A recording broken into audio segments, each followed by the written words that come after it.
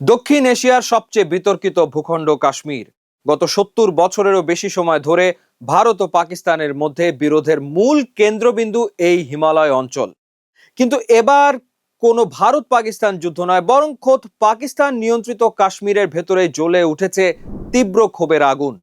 আইন শৃঙ্খলা রক্ষাকারী বাহিনীর সঙ্গে বিক্ষোভকারীদের নজিরবিহীন সংঘর্ষে ইতিমধ্যেই প্রাণ হারিয়েছেন অন্তত ১৫ জন, যার মধ্যে ১১ জন সাধারণ নাগরিক এবং ৪ জন নিরাপত্তা কর্মকর্তা। পরিস্থিতি এতটাই থমথমে যে নামানো হয়েছে হেলিকপ্টার। স্থানীয় মসজিদ থেকে মাইকিং করে মানুষকে ঘরে থাকার অনুরোধ জানানো হচ্ছে।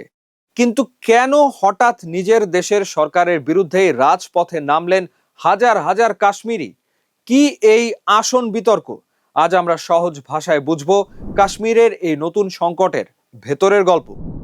আগামী ২৭ জুলাই পাকিস্তান নিয়ন্ত্রিত কাশ্মীরে অনুষ্ঠিত হতে যাচ্ছে স্থানীয় আইনসভা নির্বাচন। আর এই নির্বাচনকে কেন্দ্র করেই ছড়িয়ে পড়েছে সহিংসতা। বেশ কয়েকটি অধিকার কর্মী সংগঠনের জোট জয়েন্ট আওয়ামী অ্যাকশন কমিটি এই বিক্ষোভের ডাক দেয়। সরকার এই সংগঠনটিকে নিষিদ্ধ ঘোষণা করে, নেতাদের বিরুদ্ধে রাষ্ট্রদ্রোহের মামলা দেয় এবং তাদের গ্রেফতারের জন্য পুরস্কার ঘোষণা করে।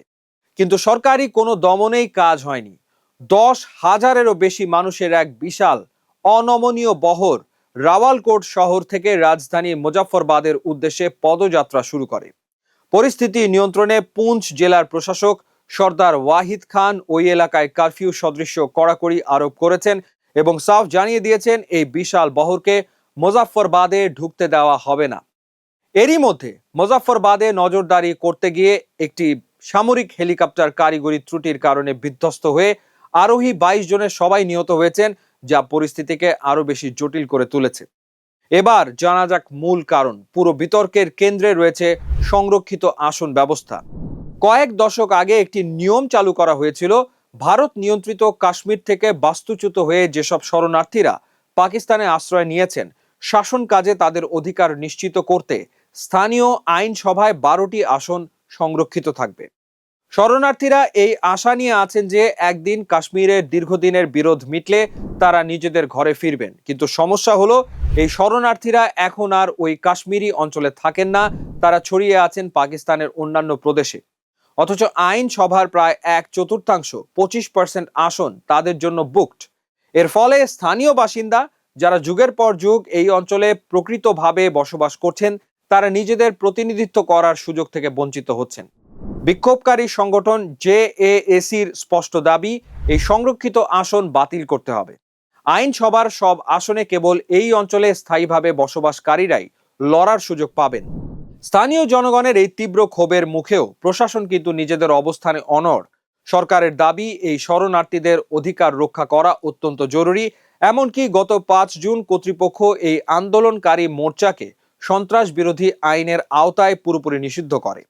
তাদের দাবি, এই সংগঠনটি অঞ্চলের শান্তি ও নিরাপত্তার জন্য ক্ষতিকর উপায়ে কাজ করছে।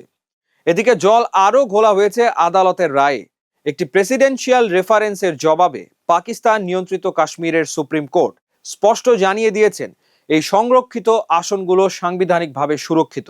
অর্থাৎ কোনো প্রশাসনিক পদক্ষেপ, রাজনৈতিক চুক্তি বা জনগণের চাপের মুখেও এই আসন ব্যবস্থা পরিবর্তন করা সম্ভব নয়। আদালতের এই অনমনীয় রায় মূলত সাধারণ মানুষকে আরও বেশি ক্ষুব্ধ করে তুলেছে। ব্রিটিশ ভারত ভাগের পর থেকেই কাশ্মীর দুই প্রতিবেশীর মধ্যে দুটি পূর্ণাঙ্গ এবং একটি সীমিত আকারের যুদ্ধের কারণ হয়েছে। বর্তমানে দুই দেশের কেউই পুরো কাশ্মীর নিয়ন্ত্রণ করে না, বরং আধা স্বায়ত্তশাসিতভাবে এক একটি অংশ নিজেদের নিয়ন্ত্রণে রেখেছে। কিন্তু এবারের এই অভ্যন্তরীণ রক্তক্ষয়ী সংঘর্ষ প্রমাণ করে দিল, কাশ্মীরের সংকট কেবল সীমান্তেই সীমাবদ্ধ নয়, এর ভেতরের রাজনৈতিক অধিকারের লড়াইও যে কোনো সময় বড় বিস্ফোরণ ঘটাতে পারে।